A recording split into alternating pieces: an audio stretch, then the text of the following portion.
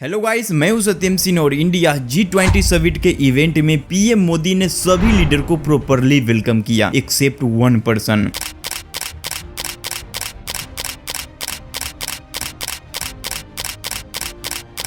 Canadian PM Justin Trudeau. Modi ji मानो literally कैमरे के सामने बोल रहे हैं कि हाँ भाई अब चलो साइड हटो। और ये मैं नहीं कह रहा हूँ, ये कनाडा के न्यूज़पेपर सन टोरेंट ने इस न्यूज को ऐसे हेडलाइन के साथ कवर किया है। और जहाँ पर बाकी देशों के पीएम को रिसीव करने के लिए कैबिनेट मिनिस्टर को भेजा गया, वहीं पर ट्रूडेऊ को किसी भी कैबिनेट ने रिसीव नहीं किया, बल्कि सिर्फ एक जूनियर मिनिस्टर को भेज दिया गया उन्हें रिसीव करने के लिए। जहाँ पर सारे लीडर्स को न्यू दिल्ली पहुँचते ही एक वेलकम नोट्स दिया गया था। जस्टिन ट्रूडेऊ को ऐसे किसी भी नोट से ग्रेड नहीं किया गया था। और इंडिया के ऐसे व्यवहार के बावजूद ग्लोबल न्यूज़पेपर इंडिया को क्रिटिसाइज करने के बजाय जस्टिन ट्रूडेऊ के ही फेलियर को पॉइंट आउट कर रहे हैं। अब हालांकि ऐसा पहली बार नहीं है कि ट्रूडेऊ के कुछ घिनौनी एक्टिविटी की वजह से इंडिया में ऐसा ट्रीटमेंट मिली है, बल्कि 2018 में भी उन्हें इंडिया विजिट के दौरान उन्हें सेम ह्यूमिलिएशन फेस करना पड़ा था इन इंडिया। 2018 में तो इजरायली पीएम और यूएई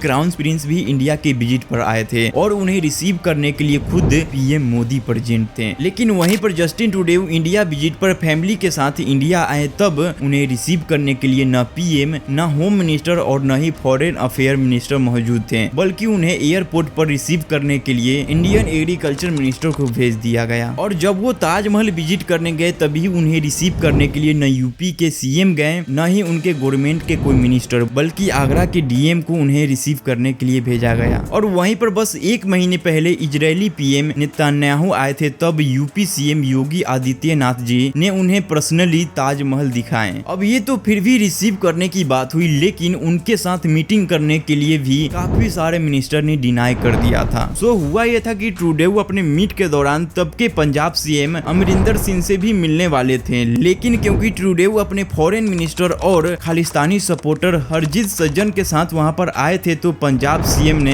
हरजीत सज्जन को एक खालिस्तानी सिंपैथाइजर कहकर ट्रूडेऊ से मिलने के लिए मना कर दिया। लेकिन स्टोरी यहाँ पर खत्म नहीं होती। इसे देखकर ट्रूडेऊ ने स्पेशली अमरिंदर सिंह जी को लेटर लिखकर उनसे मिलने की फिर से रिक्वेस्ट जारी करी, जिसके बाद अमरिंदर सिंह जी ने हाँ तो कर दी, लेकिन उन्होंने ट्रूडेऊ से मिलते ही एक लिस्ट पकड़ा दी, जिसमें 9 खालिस्तानी टेररिस्ट का नाम मेंशन था जो कनाडा से ऑपरेट कर रहे थे। और उन्होंने ट्रूडेऊ को इस पर सख्त कार्रवाई करने को कहा। और इन्हीं 9 नामों में से एक नाम हरदीप सिंह निज्जर का था। अब अगर आप ये नाम नहीं जानते हो कि ये शख्स कौन है, तो आप इस नाम को बहुत ध्यान से याद रख लो, क्योंकि आगे चलकर ये कहानी में बहुत बड़ा किरदार बनने वाला है। अब गाइस, इन सारे इंसिडेंट से एक ही सवाल उठता है कि आखिर इतने भोले भाले दिखने वाले जस्टिन ट्रूडेऊ के अगेंस्ट ऐसी ह्यूमिलेटिंग एक्शन क्यों लिया जा रहा है। एक्चुअली गाइस, इंडिया जिस तरह से कनाडा के साथ अपने रिलेशन हैंडल कर रहा है, वो काफी ज्यादा स्ट्रेटेजिक है। इन्हें कई बार ऐसे खालसा द परेड में पार्टिसिपेट करते हुए देखा गया है, जहां पर खालिस्तान के फ्लैग होते हैं और भिंद्रन वाले मिलिटेंट्स को ग्लोरीफाइड किया जाता है। और सही बताओ तो कनाडा को खालिस्तान मामले से कुछ फर्क नहीं पड़ता है। मुझे बस 5 मिनट दो, मैं आपको पूरा डिटेल में समझाता हूँ कि कैसे एक खालिस्तान इन कनाडा का मुद्दा ट्रूडेऊ फैमिली द्वारा उछाला गया वोट बैंक पॉलिटिक्स का मुद्दा है और कुछ नहीं। शुरू करते हैं साल 2017 से, जब कनाडा के वैंकूवर शहर में एक एनुअल नगर में कीर्तन था, जहां पर जस्टिन ट्रूडेऊ भी शामिल थे। उस कीर्तन में खालिस्तानी सपोर्टर भिंद्रनवाला के पोस्टर लगे हुए थे और कीर्तन में उस टाइम के पंजाब सीएम कैप्टन अमरिंदर सिंह को खुलेआम गाली बकी जा रही थी। उस साल 2017 में बाबर खालसा इंटरनेशनल और इंटरनेशनल यूथ फेडरेशन के सिख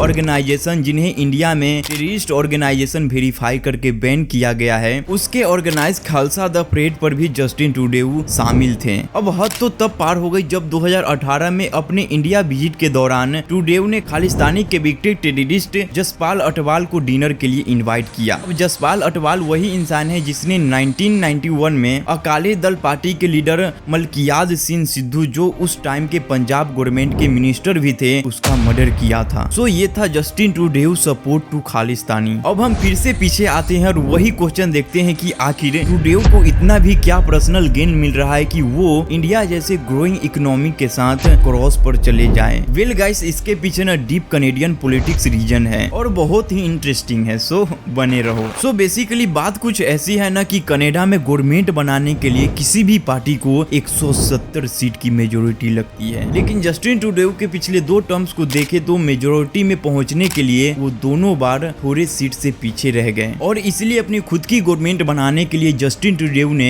एनडीपी पार्टी, जो मेजरली खालिस्तानी द्वारा हेडेड पार्टी है, उसकी 20 सीट की हेल्प ली और कनाडा में 2 बार अपनी गवर्नमेंट बनाई। In fact NDP party Jagmeet Singh को तो फेमसली किंग मेकर कहा जाता है और वो खुद बहुत बड़े प्रो खालिस्तानी है, तो उनके कंटिन्यूसली सपोर्ट के लिए जस्टिन ट्रूडेउ को ऑब्वियसली उनके हाँ में हाँ मिलाना पड़ता है। लेकिन गाइस, ये बात आप समझते हो, मैं समझता हूँ, तो क्या देश नहीं समझता? वेल, बहुत अच्छे से समझ रहा है और इसीलिए इंडिया आज ईंट का जवाब पत्थर से दे रहा है। जून 2023 को इंडिया ने इतिहास में पहली बार इजराइल और यूएस जैसे पावरफुल कंट्री के जैसे एक हिस्टोरिकल कदम उठाया। ये देश अपने दुश्मनों को किसी भी हालत में नहीं छोड़ते। सो जून 2023 को हरदीप सिंह निज्जर नाम के एक खालिस्तानी सपोर्टर को वैंकूवर कनाडा में गोली मार दी गई। अब मैं आपको पहले कहा था कि इस नाम को याद रखना क्योंकि ये नाम काफी इंपोर्टेंट होने वाला है। दरअसल 1997 से हरदीप सिंह निज्जर कनाडा से एंटी इंडिया एक्टिविटी में इन्वॉल्व था। इस एक्टिविटी के साथ वो एक रिलीजियस फिगर भी था और एक लोकल गुरुद्वारा की कमेटी में भी शामिल था। एक बार सिख होली बुक गुरु गोविंद सिंह साहिब के प्रिंटिंग को लेकर निज्जर के झगड़ा दूसरे कमेटी मेंबर रिपु दमन सिंह मलिक के साथ हो गया था, जिसके कुछ ही दिन बाद जून 2022 में मलिक की हत्या हो गई। अब नेचुरली इस हत्या के दोषी निज्जर को माना जाने लगा क्योंकि हाल ही में निज्जर का झगड़ा मलिक के साथ हुआ था, लेकिन पुलिस इन्वेस्टिगेशन में कोई ठोस सबूत नहीं मिलने की वजह से निज्जर दोषी साबित हुआ और इसके बाद से ही मलिक ग्रुप निज्जर से बदला लेने की कोशिश करने लगे और अभी 19 जून 2023 को निज्जर को गुरुद्वारे के पार्किंग में अकेले देखते ही गोली मारकर उसकी हत्या कर दी गई। अब आप ये सोच रहे होंगे कि ये तो गैंग वॉर है, लेकिन मैं आपको एक और कोइंसिडेंस बताता हूँ जहाँ फिर से इंडिया का ही एक दुश्मन कोट गैंग वॉर में मारा गया। सितंबर 21, 2023 को एक और खालिस्तानी सपोर्टर सुखदुल सिंह, जिसे सुक्खा के नाम से भी जाना जाता था, उसे कनाडा में गोली मार दी गई। सुक्खा वो खालिस्तानी था जिसे एनआईए ने मोस्ट वांटेड लिस्ट में रखा था। वो बेसिकली पंजाब के मुग्गा एरिया के रहने वाला था, जो खालिस्तानी टाइगर फोर्स नाम के एक बैंड टेररिस्ट का भी एक मेंबर था। सुक्खा 2017 से ही कनाडा में रह रहा था और जून में निज्जर के मर्डर के बाद वो निज्जर के जगह लेने की कोशिश करने लगा। अब अगर आप इन दोनों के मर्डर के पैटर्न को देखें तो इसमें कई सिमिलरिटी नजर आएगी, जैसे कि ये दोनों खालिस्तानी सपोर्टर इंडिया के मोस्ट वांटेड लिस्ट में शामिल था और दोनों ही मर्डर के पीछे का जिम्मेदार मीडिया गैंग वॉर को बता रही है और किसी को नहीं मालूम कि एग्जैक्टली किसने इनको मारा। मर्डर्स की रियल आइडेंटिटी किसी को नहीं पता, जैसे कि मानो अपने टारगेट को एलिमिनेट करने के बाद वो हवा में गायब हो गया। एंड आई नो हम सभी को ये पता है कि रिसेंटली कनेडियन पीएम ने भी अपने पार्लियामेंट में अपने बात कह रही थी कि निज्जर के मर्डर के पीछे इंडियन एजेंट का हाथ है।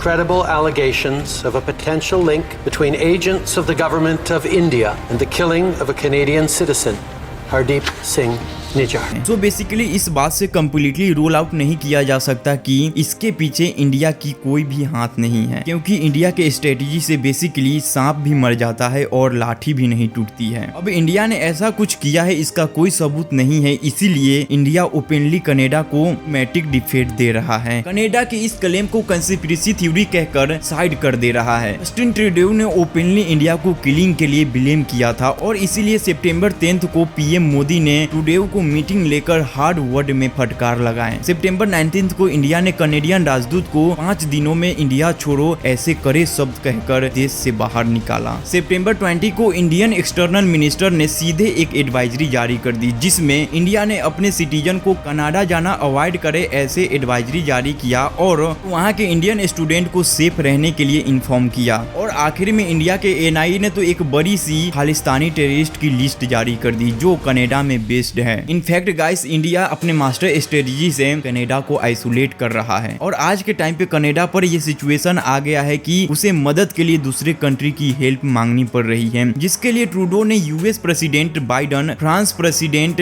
मैक्रोन और यूके पीएम ऋषि सुनक को कॉल कर इस मैटर पर अपडेट किया है। Spoken to Joe Biden, Rishi Sunak as well as Emmanuel Macron.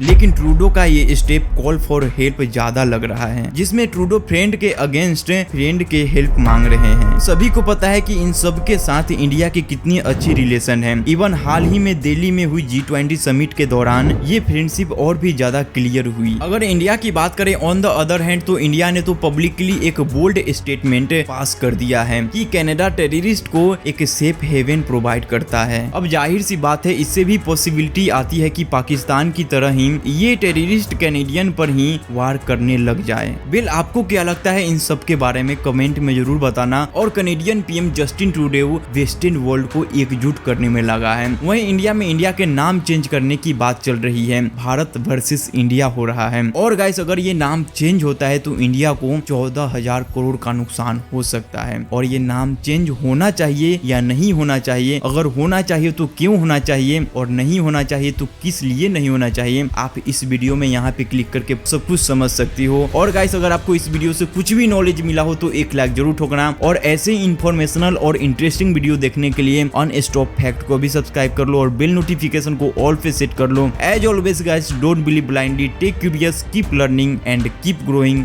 जय हिंद।